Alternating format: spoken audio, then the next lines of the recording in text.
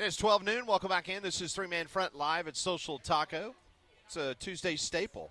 Appreciate everybody stopping by, having lunch, talking a little sports with us here on Jocks and Three Man Front. We'll be here until 2 o'clock. The handoff has occurred. Conrad Van Order will be making his way down here to Social Taco as Molly's heading back on top of Red Mountain. We do appreciate everyone each and every Tuesday stopping by and seeing us. Some of the headlines, the things that we talked about in the first 2 hours of the program included Noah Rogers, wide receiver for Alabama. Didn't really know him much because transfer portal guy coming into practice at Alabama. Unfortunately for A-Day on Saturday, if you were in attendance, you saw a terrible knee injury. He tore his patellar tendon in his knee, at least a 4 months recovery. Yesterday, that was confirmed as Kalen DeBoer on a Tuscaloosa radio station with Ryan Fowler. He said, unfortunately, he suffered an injury that's going to take a little while to recover. It will bleed into the season here a little bit. I'm not going to give a timeline exactly. He won't be ready to go right when the season starts. We do expect to be the situation where he will get back during the season, into quotes. As I mentioned, I was told last night that is believed to be a torn patellar tendon. That is, if you go on any type of medical website, they're going to tell you that's at least a 4 to 6 month recovery time. So what's next up for that wide receivers room? We already know that Ryan Coleman-Williams and Lottie Brooks, those are your two mainstays. But now that opens it up for Rico Scott, also Derek Meadows or Cedarian Morgan to step in to that third wideout role. So that's where it stands in Tuscaloosa. The thing that stinks is Noah Rogers. This was a guy that you prized out of the portal. You were able to land in all reports with the limited access that our buddies that cover them on a regular basis get to give and how much they get to see. Every one of them was consensus that Noah Rogers was standing out and that he was picking things up very, very nicely and that he was going to be a nice addition. Now, I'm not saying that he can't be. The good news is that Alabama, they've got other guys, and they've recruited that position. And if there was a position group where you could afford to lose one of those weapons, at least for the foreseeable first part of the season, it would be that one. It still stinks. Yeah, if you're talking about a potential lineman, especially on the offensive side of the ball, then you could talk about a lot more bigger problems because the ones that you currently have on the offensive line, that's one of the big question marks about this Alabama football team. Auburn, meanwhile, they were on the practice field earlier this morning, practice number 12 for the Auburn Tigers. They will be off tomorrow, back on the practice field Thursday, off Friday, and then, of course, A-Day game for the Auburn Tigers. That will come up on Saturday. That is a 2 p.m. kickoff at Jordan-Hare Stadium between the two squads that they will split up. Yeah, and I invite people, anybody who missed our interview with Coach Alex Golish that we had last Friday, outstanding interview, and a coach that I think we can appreciate from a media aspect, that he's going to give you good stuff when you ask him a question. And we even heard it from our buddy Adam Sparks, who covers Tennessee for the Knoxville News Sentinel, and his coverage of Alex Golish when he served as an OC on Rocky Top, and saying that he was the bad cop there, but he was very direct and was not afraid to tell what he was thinking, not only to his players but also to fellow coaches. We haven't gotten a whole lot of that. We got aspects of that with maybe Brian Harsin and trying to tell everybody how much he knew about football, and he was smarter than everyone else. But I think Alex Golish just keeps it real, keeps it 100%. And I think that definitely resonates with his players and his team. Absolutely. A little bit of news coming out of LSU as Lane Kiffin has been talking with the media. Aiden Anding, who is a four-star cornerback, is one of the top players in the state of Louisiana in the class of 2025. Matter of fact, he had the furthest long jump there in the state of Louisiana. Heck of an athlete. He was slated to basically be your starting cornerback for the LSU Bengal Tigers, and Lane Kiffin has just confirmed that he tore his Achilles, and it is season-ending for the LSU Bengal Tigers. And Lane Kiffin says the cornerback depth is now a real concern, especially without a spring transfer portal window. So LSU, like Alabama, has now the Alabama with Noah Rogers is not a season-ending injury that I've been told, but for LSU on defense, Aiden Anding is out for the 2026 season. Yeah, it makes things different. Because how much of the muscle memory for Lane Kiffin was, all right, well, we got the portal coming up. Let's go and go grab a guy. Yep. Let's go get that 4-year starter from Miami of Ohio that nobody picked up. Yep. So Lane Kiffin has just told the media that the quarterback depth is a real concern, especially without a spring transfer portal window. Speaking of the LSU Bengal Tigers, their athletics director, he was on the Matt Moscona show down in Baton Rouge late last week, and he was asked about how competitive this LSU football team can be this year and possibly making the college football playoff. I have a good feeling about it. I have a good feeling about this team. In 2019 when Joe Burrow and them were here, I had that, like, this team here is special. Don't tell me that, man. And I'm not going to promise, I'm not going to put that kind of pressure on them that they're going to be the national champion, but I think they have an opportunity here to do some good things. I think defense is ahead of the offense right now. We talked to Coach Kiffin today about that. And Blake Baker, we kept the continuity on the defense side of the ball. And you saw a lot of players stay. Corey Raymond stayed. What? All those cornerbacks stayed. Yeah. And everybody in the country wanted those cornerbacks, okay? He has a great group of cornerbacks. Like the safeties, the linebackers stayed. You added some people on the D-line. You brought some people in ready to build up the defensive line. But that's what I say, the culture of the program. You have the consistency in the coaching staff. That helps with the culture of keeping guys here where you're not fighting in the transfer portal year after year after year. Got to be really careful, Verge. That is Verge Osbury. I'll say this, Verge knows personnel and position groups better than most athletic directors. But you got to be careful when you start throwing out like 2019. It's just like back in the old days when you start throwing around the year 1992 defensively for Alabama.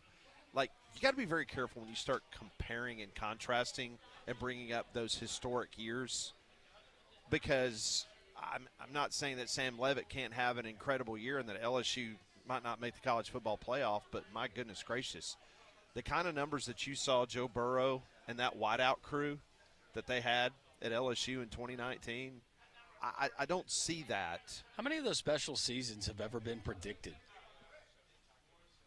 Think about it. No, hardly ever. Nobody ever. It really. Well, I think that this is going to be a really special season.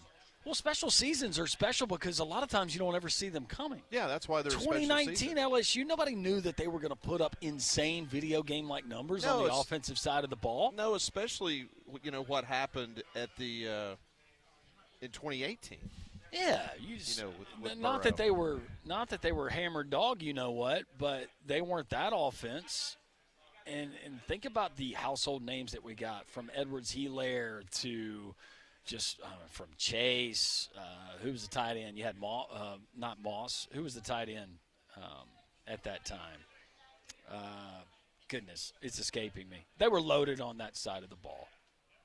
I agree with you, Pat. Don't ever do that. Don't throw it. Well, you heard Matt Moscona. Very, very similar to 29 now. I mean, Conrad, played the very beginning of that. Listen to Matt Moscona kind of tell him that, hey, you might need to hit the brakes a little bit. Because Matt's seen this all too often, right? Yeah, take a listen one more time, just the beginning. I have a good feeling about it. I have a good feeling about this team. I have in 2019 when Joe Burrow and them were here, I had that, like, this team here is special. Don't tell me that, man. He's like, don't tell me that, That's man. a nice way of Matt saying, hey, don't say that again. Yeah. Stop. Please don't do that. No, don't do that. I know you want to make everyone in your fan base throw the red meat out there and, really try to make a point that this is going to be a very good team. But, man, you just got to be very careful with that. Yeah, that team was led by a Hall of Famer in Coach O. It sure was. So, just told you a few moments ago that just got off the practice field. Alex Golesh is meeting with the media. He says, today, offensively, we took a huge step. Defensively, there was some good and some bad, but we held some guys out that are starting to get dinged up. So, offensively, he says they took a huge step today at practice. That's good. It's good to have offensive huge steps. If you're able to run the ball and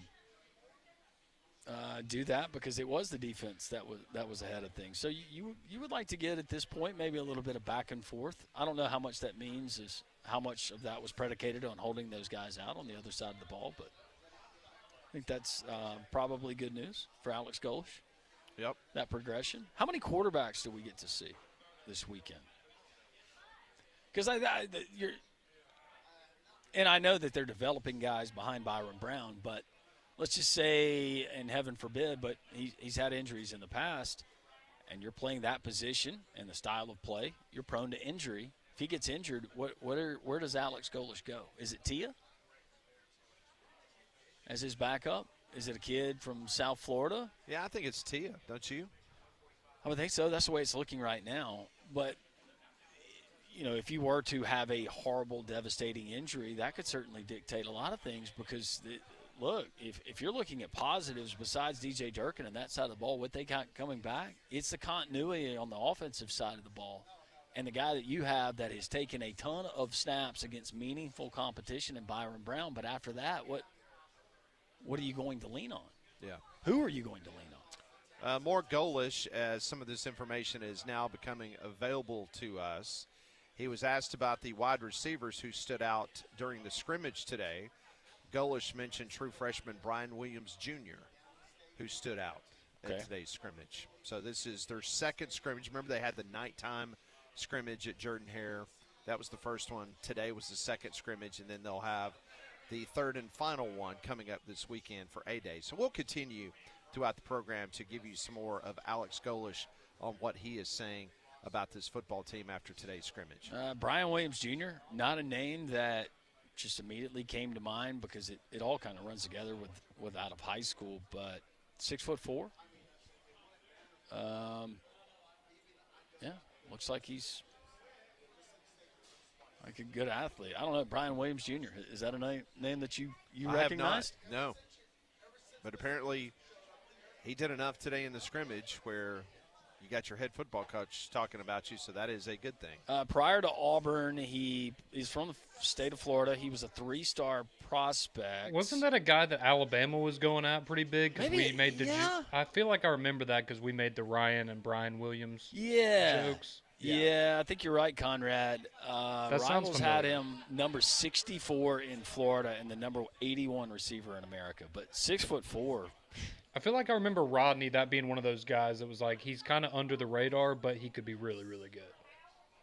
Well, maybe he will be. Yeah. 6'4" helps. It definitely helps. We will continue to give you information as Alex Golesh is sharing that as we speak. But if you're a homeowner or a business owner in Central Alabama, you need a roof that you can count on. With our weather going to be changing over the next couple of weeks, we're going to be expecting some heavy spring storms.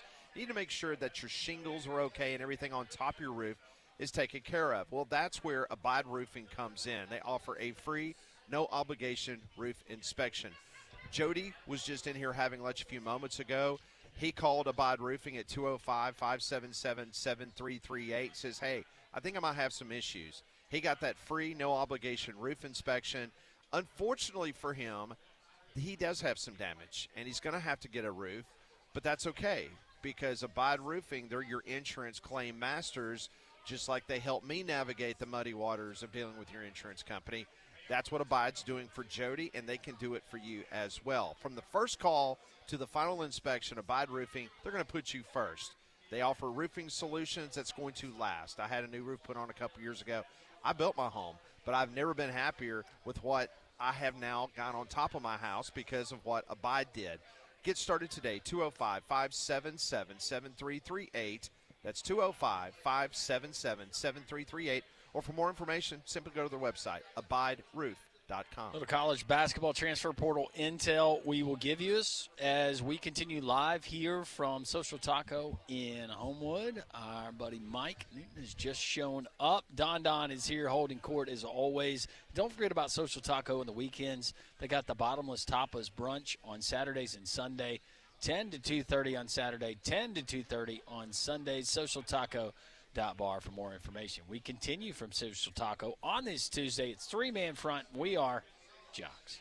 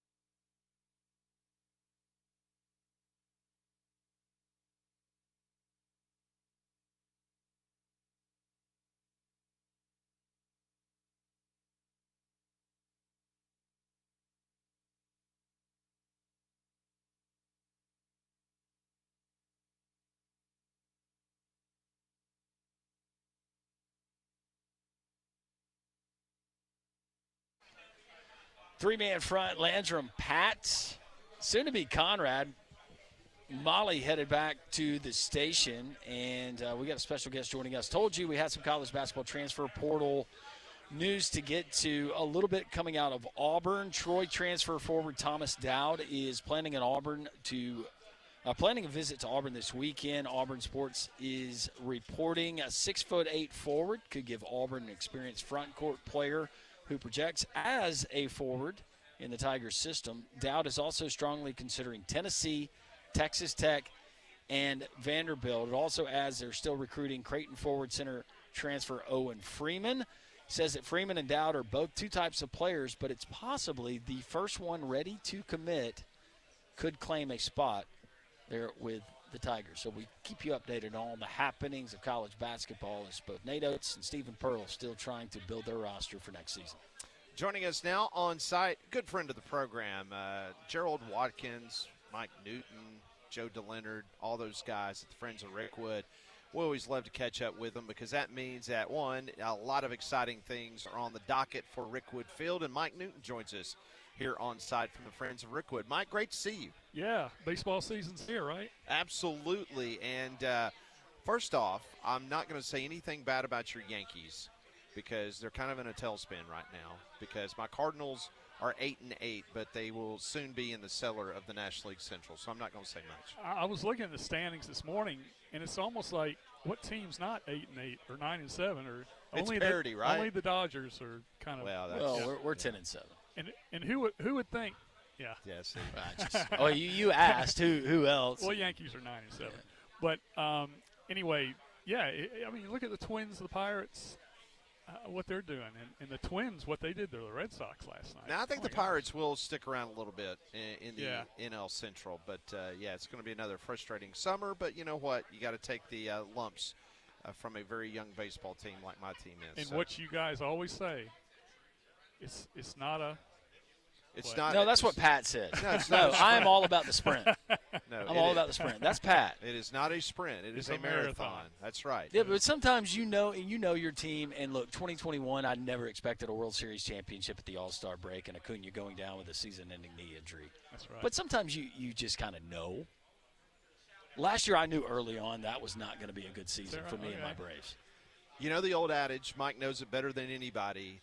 You cannot win the pennant in the first month of the season, but you can lose it. That's exactly right, yes. You can get out of contention really quick, and it could be a long, hot summer. Especially if there's managerial changes or a player like Acuna goes down, then all of a sudden. Had the first annual, we get at least one every baseball season, Pat, and we get it, and I got it this morning. We came to Social Taco.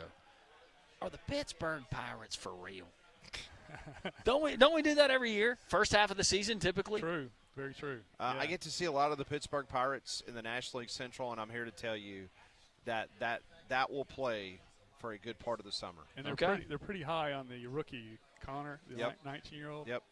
I think he's kind of tailed off a little bit, but still, they've got schemes, of course. I think the Marlins are going to play for the summer too. Yep. They're scrappy. Yeah, they they already are. played the Yankees, and oh my gosh, it was like once they get on the bases, they move them around. Yep, and Sandy Alcantara, he is absolutely back to where he was before he blew his arm out. Yes. So it'll be interesting. All right, let's talk what's coming up. Saturday, April 18th from 9 to 4 there at Rickwood. What's going on? Yeah, this coming Saturday, we normally try to do this a couple times a year, and we've got our sports card show. It's vintage sports cards primarily. There will be some, Acunas and Otanis and everything else. But it's not just baseball. There will be some old football, basketball there. Even one guy maybe bring some hockey. I don't know. But, yeah, we do this twice a year. It's free admission. We kind of open up the ballpark for group tours. We'll have some staff on hand to give tours if they want to. We're going to have some middle school games going on. Some 8th graders will be out there. Very cool. And from the area, Vestavia, Homewood, Mountain Brook, the general area. So they're going to get to experience the field firsthand, and that's going to be exciting. So, yeah, we're looking for Mother Nature is going to be kind to us, it looks like. It's going to be a pretty day, and we love for people to come out. And if you have never been to Rickwood, come on out and enjoy it's a national archive right here in Birmingham. Well, one thing is for sure, we were very fortunate. You and Gerald and Joe gave us access before the stadium was actually shut down. When you guys, did the refurbishment, got ready for the Major League Baseball game between the Cardinals and the Giants, and then when we came back for the actual game, we were just blown away by what was done, because you still feel like you're in an ancient ballpark. You do not feel like you're in a cookie-cutter brand-new stadium. Yes, and daily visits out to the ballpark, it will remind you once again that we are in an older ballpark. Part of the scoreboard, one of the plywood pieces just fell off the other day, and we're like, what happened out there? Did it really? And there's always something that, of course, the Friends of Rickwood were charged with, trying to make these upgrades, trying to, apply ourselves towards what needs to be tended to. But, yeah, there's always something. I'll tell you this. A lot of people have always said, oh, my gosh, the restrooms are just awful. Well, we did some major improvements to all the restrooms. In fact, we have 2 new ones in the museum gift shop area that awesome. The city of Birmingham. That's good for Landrum. Really stepped up. Yeah, I never had an issue with your older restrooms. Well, you had restrooms, and in the men's restroom it's special because there's just a wall there, right? Yeah, and we've maintained that as well. The trough. But yeah, we've really upgraded that, and there's always the roof is the next big thing that we're going to kind of work towards. Is the roof really needs some replacement. Who's lining the fields before these games? We have a full staff, our grounds crew. Okay. Yeah. I'm not trying to take anybody's job. I sent something to Pat. Technology, it's everywhere. But some of these field they deal with GPS now. These robots, kind of like the ones you have that vacuum your house. That it's a Roomba. Down. It's a Roomba on the diamond. Yeah. Yeah. Well, I don't know if those same robots can clean restrooms and things like that too, but never know. Give it some time, Mike. Yeah, you're right. Maybe not in our lifetime, but we'll see. You were just talking about doing some stuff potentially on the roof of Rickwood, and it's such a great piece of history for Rickwood Field. Remind everyone where the light standards where they came from. Yeah, so not the complete light standard, but part of the light standards came from the Polo Grounds. Isn't that amazing? We were the first minor league team to have lights back in, I think it was 1936. It fell right. There was a few other major league teams that had them, but then our history tells us that we put up the lights. I guess it was around 1936, and that was a big draw as well back then to have that. But just to know that part of the Polo Grounds is part of Rickwood Field. And we have, when the Polo Grounds was destroyed, they called us before my time, and they knew Willie started at the Polo Grounds, Willie Mays, and they said, hey, we're going to demolish the Polo Grounds. Is there anything y'all want? And had the foresight to say, hey, we'll take some of the stadium seats, and we have some of those in our museum as well. In fact, I sold one to Jim Tomey's wife. Whoa! For his birthday. Really? She's going to surprise him. It's up in his man cave in Chicago, Peoria now. That is awesome. And CC got one last year from Major League Baseball as a token of their appreciation for what he does. And CC absolutely loves Rickwood Field. He's been a great advocate of what we're doing and everything, so CC and Jim Tomey both have. I will say this: that event that we had with the MLB coming here and CC Sabathia, it totally changed my perception of CC Sabathia. Yeah. Just number one, physically, what he looks like now compared to how he played. His dominant career, that's not argued by anyone. But then listening to him on the broadcast the other night for the Sunday NBC, night game. Yeah. I thought he did a wonderful job, but just how passionate that guy is about baseball. He is. Now, some of these guys, it's a lot about the money, and CeCe's done well, but you can tell genuinely CeCe Sabathia loves the game. And he especially loves kids playing in the game. He's a big supporter of the Boys and Girls Club, and we're going to be doing little things out. We have a Willie Mays field now out at Fairfield, and Major League Baseball, when they were here a year ago, got to work with the grounds crew guy that does their work primarily. And there's going to be some great announcements coming out pretty soon and CeCe's involved in that, as to what's going to take place out there to coincide with an event we're going to have later in June. But we're going to come back in May and talk more about that one because that's pretty huge. You may have seen, I don't mind telling you, there was the MLB Insider announced our game. It'll be June 19th. It's going to be East-West All-Star Classic. Tickets are on sale now. You can go to MLB.com/event/Rickwoods, I believe, to get. And tickets are only $12, $14. Can't beat that. Yeah. And you're going to see some legends out there playing, competing. These guys last year, I could not believe all the smack talking. I mean, they were out there. Yeah. They wanted to win. Andrew Jones was there. Yep. Sheffield. Yeah, we had a great turnout. But we'll talk more about that in May. But that's a huge deal for us ahead of that. Yeah. I gave each of the guys. I got a card here for Molly too. She's listening. But yeah. Thank you so much, future Hall of Famer Drake Baldwin. We'll see. Quick story. Who did Pat get? So, who is the face of the Cardinals? I was struggling with that. That's why I asked. I know. So I went old school. There you go. Old school. And Can't go wrong there. This is a reprint, but it looks so good. But I had to bring Stan the Man. Oh, too. man, that's awesome. Very nice. Absolutely. Yeah, I sat That's there great. thinking, Thank now you that so much. they got rid of some of the other faces, and Stan the Man. That is awesome. Thank you so much, Mike. And that's the 1962. If that was a real car, it'd be worth about $400.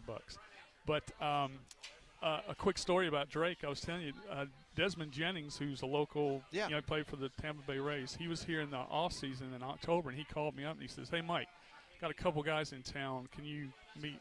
Are you at Rickwood?" I said, "Yeah, I happen." And he says, "I'm going to bring them down there. We're going to have a tour if you don't mind." I said, "Oh, great, yeah, come on." And all he told me was that they were in the Braves system. Yeah. And so they get there. I introduce myself. I show them, and they're just in awe of the place. I found out one of them was a catcher with the AA team, and he's in with the Columbus team now. I think they're the Braves though. And the other guy, and they're super nice, and they were just like kids in a candy store. They were like, "I cannot believe this place." And so after we're done, Desmond kind of bumps me. He says, "Drake may win the Rookie of the Year this year." And I went, "What?" You go, "What? What?" Yeah. And he says, "Yeah, he's up for Rookie of the Year." And I said, "Drake, what's going on?" So and he did end up winning it, right? Yeah. He was the Rookie of the Year last year, and they were just enthralled. Drake and this other young man, Adam, they'll be back in the off season, and we're going to try to play some golf. And that's great. Yeah. That is an awesome story. All right, one more time. This Saturday, what's going on? What time? Fun and frivolity. Yeah, 9 to 4. Come on out there. It's going to be a great day. If you're interested in any kind of vintage baseball, football, basketball cards, any memorabilia, there's going to be a lot of autograph material out there that has a price and a value to that. You know a card that I would like, because I've told you, and Pat's seen part of my collection. I got an extensive amount. My uncle would do a lot of the card shows and stuff before he passed. But a Jack Hughes hockey, U.S. hockey card, what is that thing going for right now? I'm not in the hockey world. I know who he is, obviously, and everything, but I have no idea what that would, and especially if it's autographed or what have you. I'm sure there's pucks out there, isn't there? They ought to auction off that tooth. Yeah. That'd be worth something. Yeah, but yeah. Some weirdo would pay for it. Yeah. Weirdo. All right, that is Mike Newton, Friends of Rickwood. Reminder, this Saturday from 9 until 4, free admission, group tours. It's going to be a beautiful day. Why not spend it at a ballpark? And next time we're here, we're going to talk about the Barons game, May 27th. Yep. Denny McClain's coming. That's awesome. Yes. Not a Denny McClain fan, what he did to my Cardinals in 68. Nobody ever won 31 games again, ever, in a single year. And then we got the SWAC, the Southwest Athletic Conference tournament there in May. That's cool. And then we'll talk more about our big event in June. Yep. Mike, thanks for what you do for Rickwood, for baseball, for the city of Birmingham, and for us, and for taking care of us. Well, and there's a lot of, Gerald very well. Absolutely. There's a lot of all of our friends. Yes. Absolutely. We're all out there keeping it alive. That is Mike Newton, Friends of Rickwood. Don't forget, this Saturday, 9 to 4, it will be the Sports Card Show at America's oldest ballpark. We will continue on. This is Three Man Front on Jocks.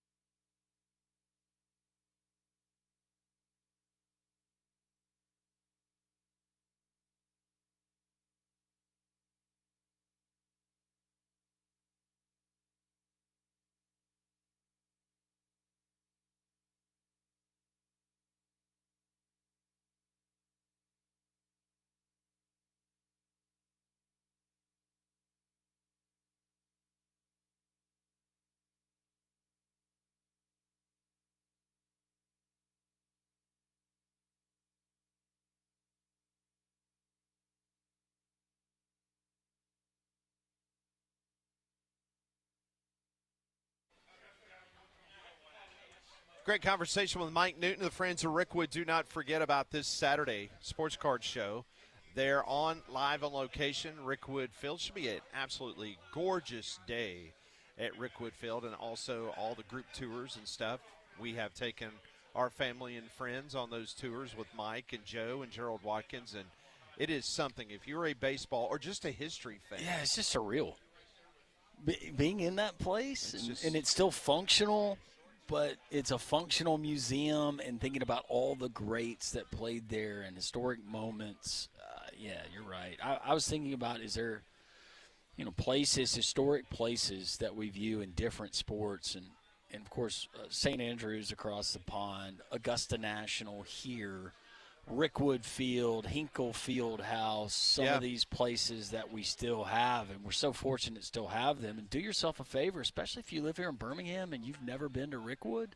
That's an easy trip. That's an easy day for you and the kiddos this spring or this summer to go and enjoy a day. So the Auburn Tigers getting ready for A-Day. They held their second scrimmage today.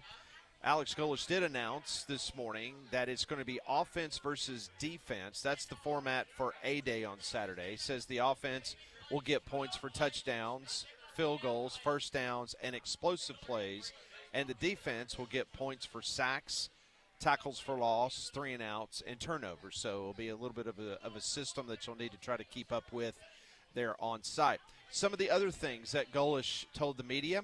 How about this? A college football playoff committee member was at practice today. Former Auburn head coach Gus Malzahn was in attendance for practice. Golesh says they got in 100 plays during the scrimmage. He says the theme of today's scrimmage was situational football. Says the energy level was just okay to start the scrimmage. Golesh says the offense took a huge step today. He added that the defense had its fair share of good plays and bad plays. Golesh said that freshman wide receiver Brian Williams stood out most of the wide receivers today. Also states that freshman Deshaun Spencer can also make an impact early in the offense. He says Chaz Nimrod missed some practices in return for today's scrimmage. Did not go into detail why he missed those. Golesh says the skill guys on offense was efficient for the most part of the scrimmage. Says he needs the young guys to become older guys real fast. Direct quote, "We got to grow up." He also went on to say he was impressed with quarterback Byron Brown. He adds that the offensive line and interior defensive line needs work. Golesh says he really likes the linebackers and edge rushers. Says a lot of young guys took steps in the right directions. But he did mention this, Landrum. He says if we're missing anything as a team, it's that we don't have enough true leadership. We're not there yet, but we will be. End of quote. Love hearing that. You painting the picture just like you see it.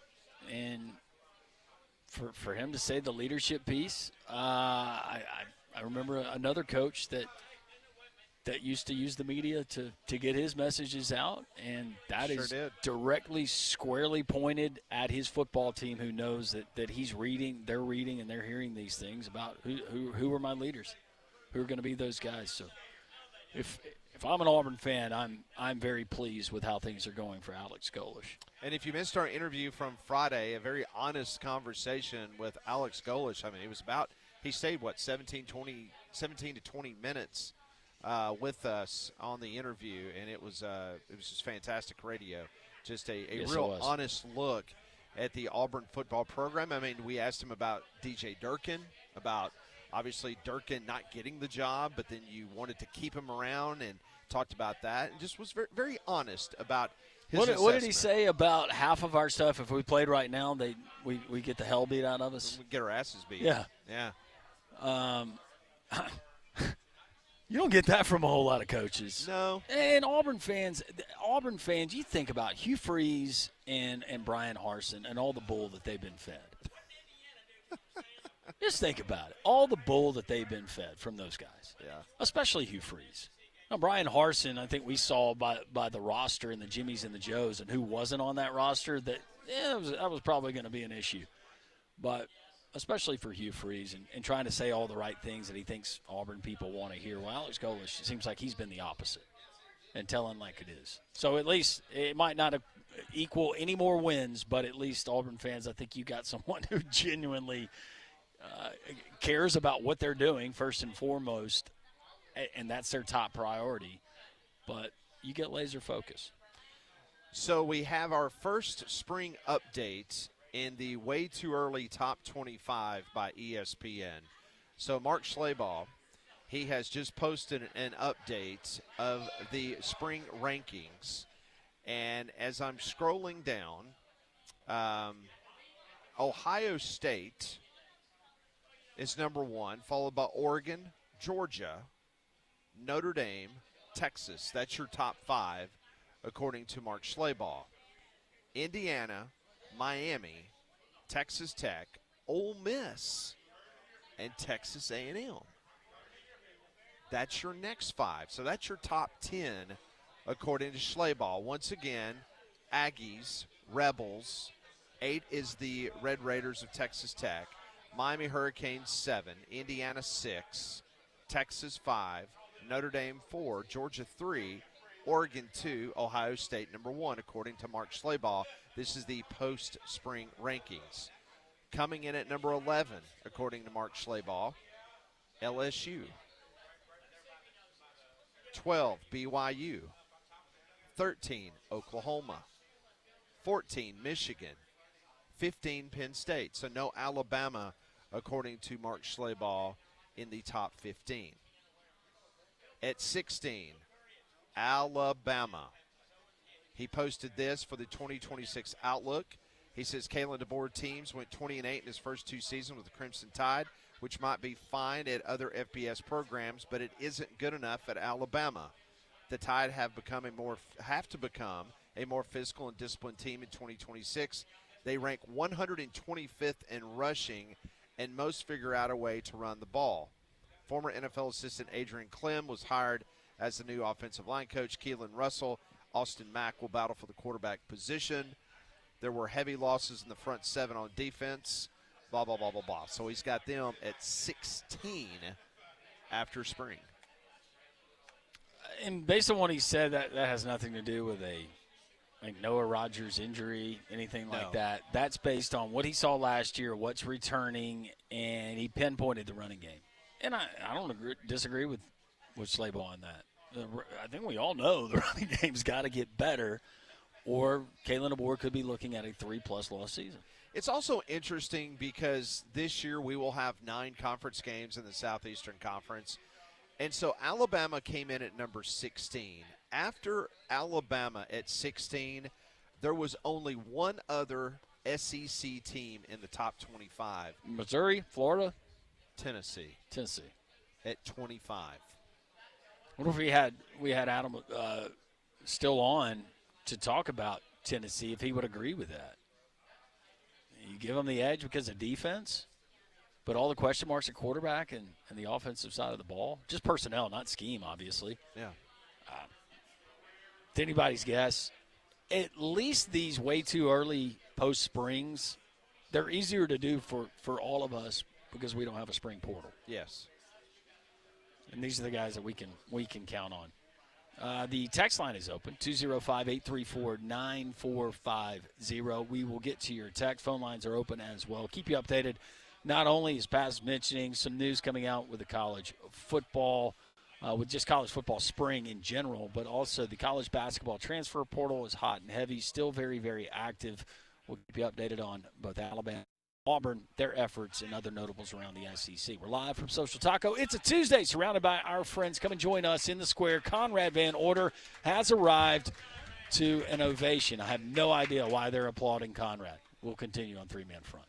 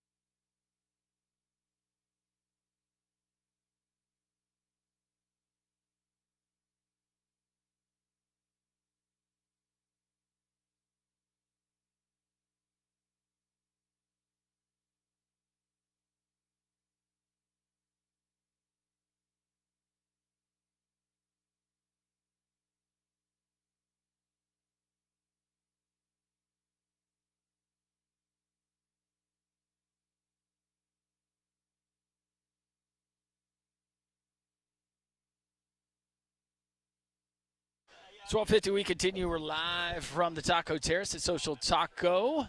We got more friends showing up. Hey, Joe. Joe has shown up. Glad that I'm not seeing him making a mysterious ticket deal in a certain grocery store chain parking lot like I did a couple of weeks ago, where I was very PI, stealthy, and I took his picture and sent it to I freaked him out because I sent it to him, and I said, hey, Joe, what are you doing? He was like, where are you? How'd you get this?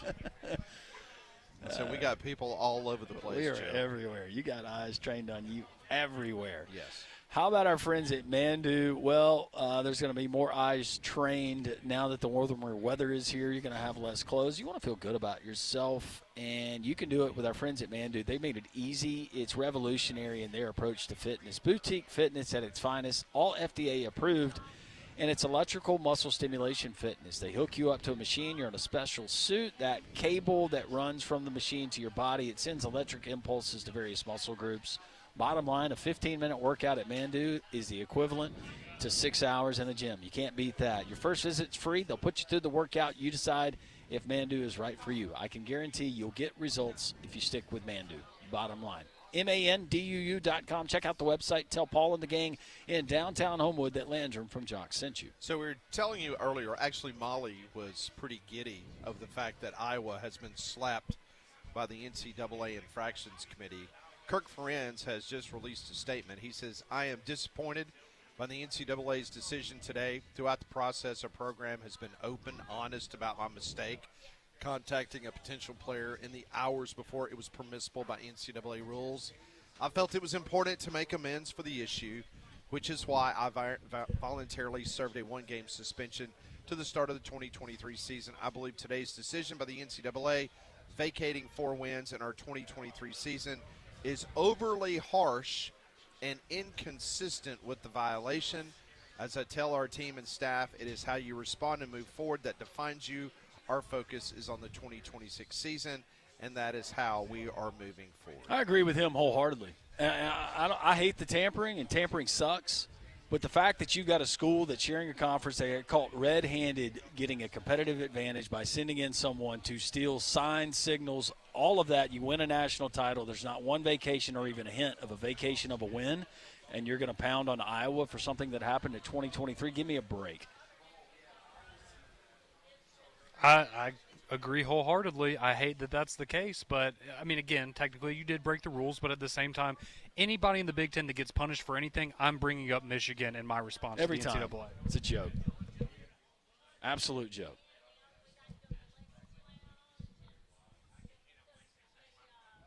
You got anything you want to add to it? No, you guys hit the nail on the head. He has that look on his face, though. No.